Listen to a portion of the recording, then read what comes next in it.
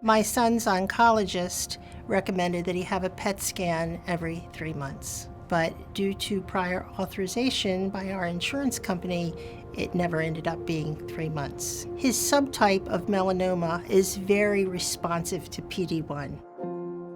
My son passed away 2 weeks away from getting PD-1.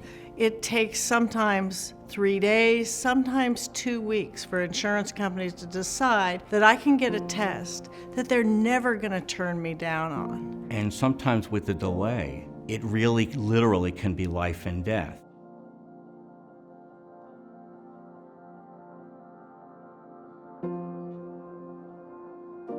I have often thought in retrospect, after my son passed away, if the scans had been done on time, maybe it would have been caught sooner, possibly it could have saved his life.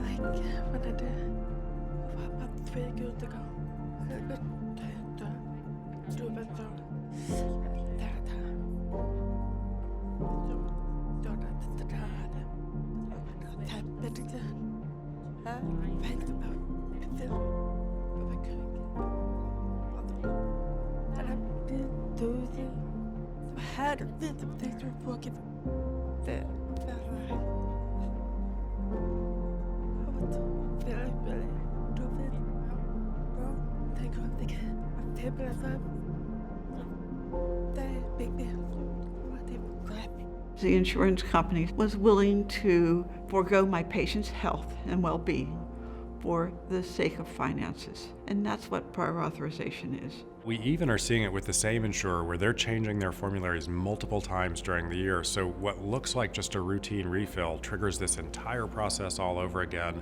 Patient goes days without their medication, their condition destabilizes. It's a big problem.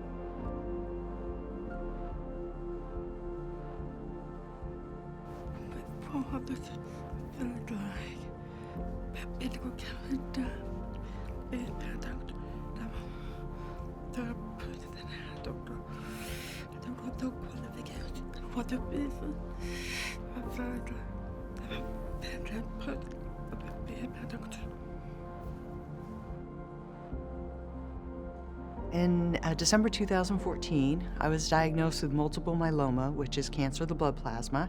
So I went to my local oncologist. His main recommendation for me was a donor stem cell transplant.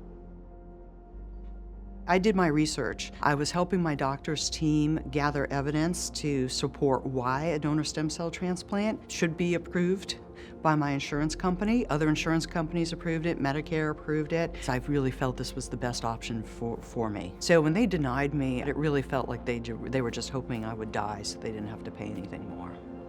You know, it's the same pair, the same exact scan. We've got 10 in a row approved.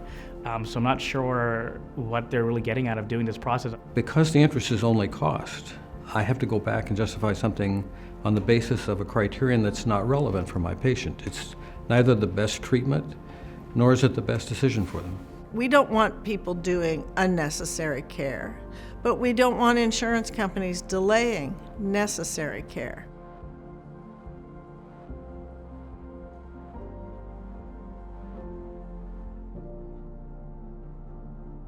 If I had to wait until the insurance company actually gave their approval, I may have been in a position where the oncologist would have said, no, there's nothing we can do for you now. Physicians and patients, we're on the same team.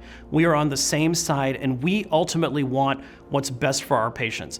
At the end of the day, this is about the patients. This isn't about the fact that I spend hours every week dealing with this. It's not about that. It's about the fact that the patient that I did see wasn't able to get his medication, and it caused his disease to worsen. If legislators and other stakeholders were to learn from these patients directly, I think that's what's going to be the most eye-opening.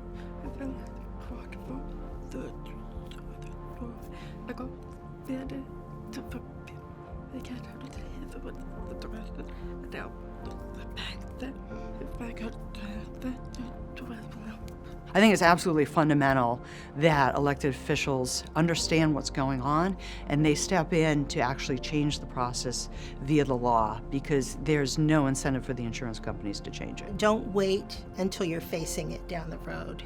Do something now, because healthcare affects everyone, and that means one day it's going to be your turn